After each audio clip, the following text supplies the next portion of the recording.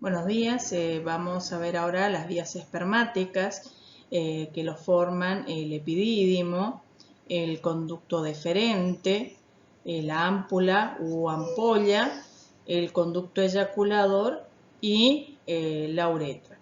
Bueno, el epidídimo, recuerden que es un conducto largo que mide más o menos 6 metros y que se pliega reiteradas veces sobre y detrás de los testículos y que está empaquetado por la misma túnica de tejido conjuntivo, que es la túnica albuginea, que también empaqueta a los testículos. El epidídimo tiene un epitelio que es pseudoestratificado y que en el borde apical sus células presentan estas formaciones que son los estereocilios. Los estereocilios son bastante parecidos a las microvellosidades, la diferencia que son prolongaciones digitiformes pero mucho más largas y que tienen puentes citoplasmáticos que permiten comunicar una de las prolongaciones con la siguiente. La función de los estereocilios es absortiva y secretora. ¿Qué va a absorber? Ustedes recuerden que cuando los espermatozoides se forman en los tubos seminíferos, las células de Sertoli secretan sustancias nutritivas y sustancias que van a arrastrar los espermatozoides por los tubos rectos, en la red de Testi, y los conductos eferentes hacia el epidídimo. Esas sustancias, aparte de nutrir, tienen hormonas que estimulan la maduración de los espermatozoides.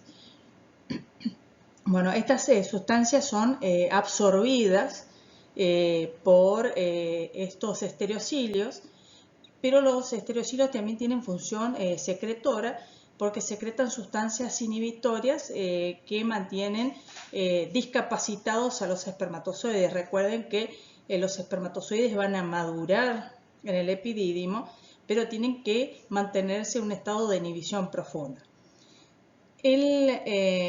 Las 3/4 partes del epidídimo tienen una capa, una túnica media, porque la túnica interna es un epitelio que es pseudoestratificado y ciliado con estereocilios. La túnica media tiene solamente una capa de músculo circular porque ese músculo liso no se contrae, porque recuerden que los espermatozoides tienen que permanecer almacenados. Pero en la cola del epidídimo cambia esa capa muscular y ya no es una capa de músculo circular, sino que aparece 3 capas de músculo circular. Una longitudinal interna, una circular media y una longitudinal externa.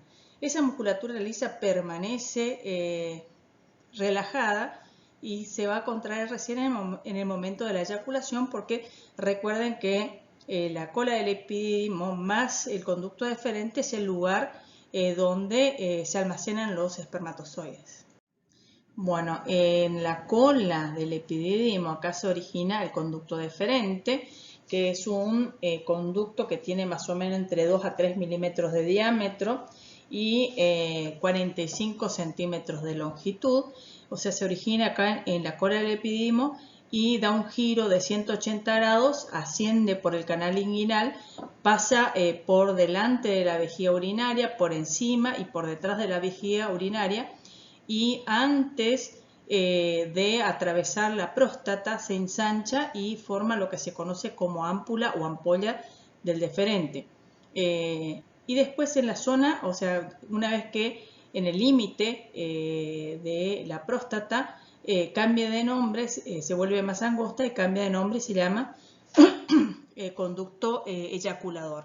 Ese conducto en el límite acá entre la ámpula o ampolla y el conducto eyaculador desembocan las secreciones de 2 vesículas seminales que tienen sus conductos muy cortitos. El conducto eyaculador desemboca en lo que se conoce como la uretra. Después vamos a ver las regiones y el epitelio que presenta. En todo el conducto deferente, en la ámpula o ampolla y en el conducto eyaculador, la túnica interna es un epitelio pseudoestratificado con esterocilios. También la túnica media presenta las tres capas de músculo que son la longitudinal interna, circular media y longitudinal externa. Recuerden de que en la cola del epidídimo y en todo el conducto deferente se almacenan los espermatozoides, por lo tanto esa musculatura lisa permanece relajada hasta el momento de la eyaculación.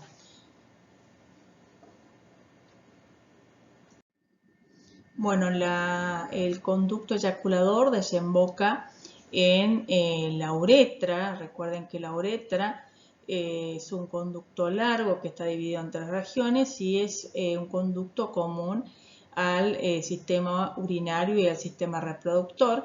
Esta primera porción se conoce como uretra prostática y tiene el mismo epitelio que la vejiga urinaria, que es un epitelio de transición. Después la uretra prostática se continúa con un corto conducto que se conoce como uretra membranosa, que tiene más o menos 1,25 centímetros de longitud y tiene dos orificios en los que desembocan los conductos de dos glándulas vulvouretrales o de Cowper. La uretra membranosa tiene un epitelio estratificado, cilíndrico estratificado, y después tenemos la uretra peniana o esponjosa, también conocida, que tiene más o menos entre 10 a 15 centímetros de longitud y en sus comienzos, en la raíz del pene, tiene un epitelio estratificado cilíndrico, pero después ese epitelio se vuelve plano estratificado hasta su desembocadura en el meato urinario.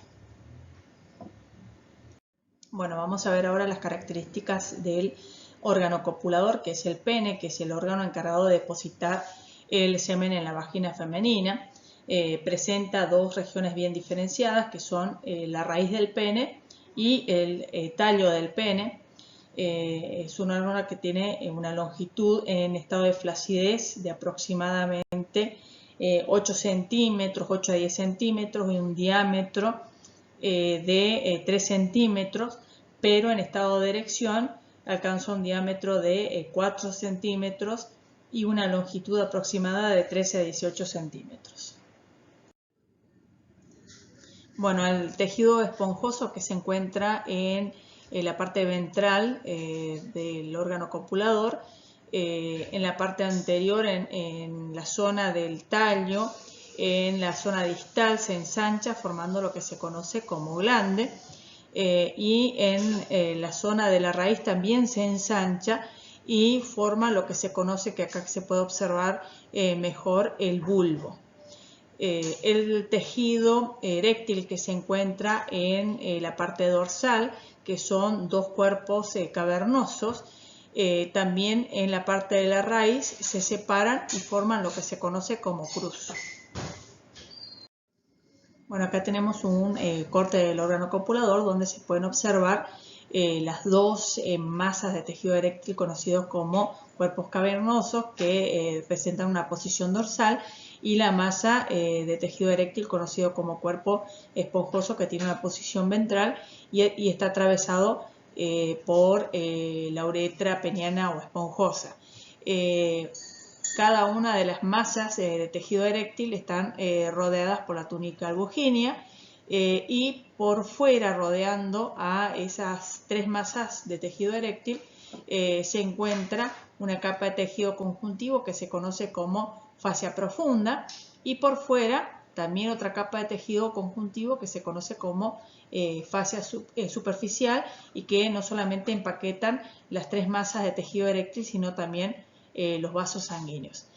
Por fuera tenemos la piel, que en la zona del tallo se une en forma laxa al cuerpo del pene, pero que en la región del glande se une fuertemente.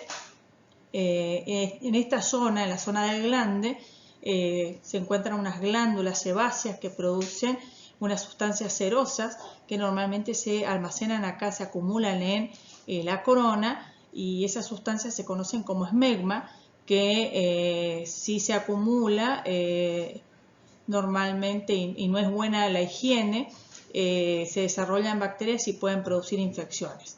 Esta piel que en un pene no erecto, flácido, cubre el glande se conoce como prepucio. En algunos casos, por cuestiones de infecciones reiteradas, es necesario quitar el prepucio y eso se conoce como circuncisión.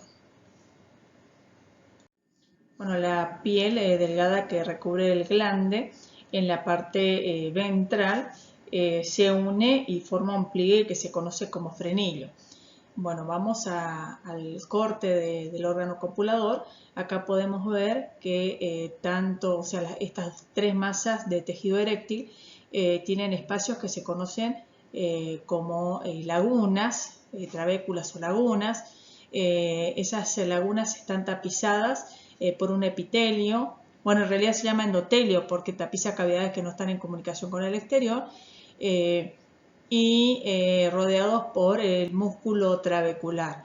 Estas tres masas de tejido eréctil reciben sangre arterial de dos arterias dorsales y de dos arterias centrales. Estas dos arterias centrales se ramifican y forman lo que se conoce como arterias helicinas, que son las que llevan la sangre a cada una de estas lagunas.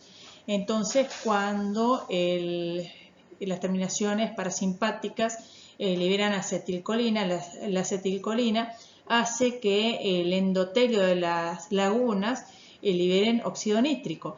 Y el óxido nítrico lo que provoca es la vasodilatación tanto de las arterias centrales como de las arterias helicinas, y también la relajación del músculo trabecular.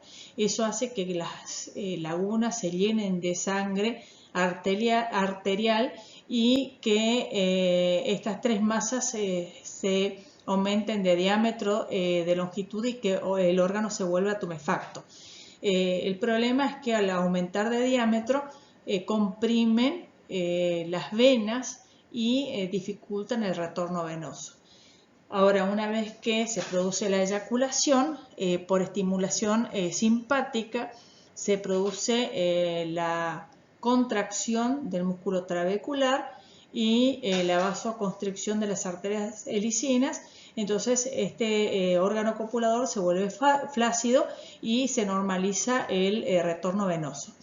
Aquellas personas que son de avanzada edad y que tienen problemas circulatorios, a veces no pueden sostener una erección, entonces, bueno, consumen un medicamento que se conoce como Viagra, que contiene citrato de sildenafil,